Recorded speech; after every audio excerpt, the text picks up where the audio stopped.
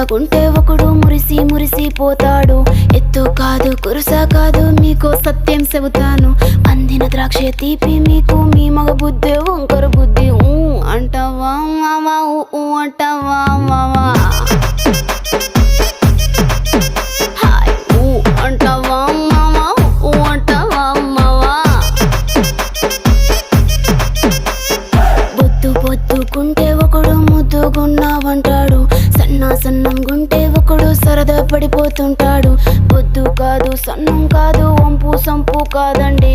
ఒంటిగా సిక్కామంటే చాలు మీ మగ బుద్ధే వంకర బుద్ధి. అంటావా మావా అంటావా మావా.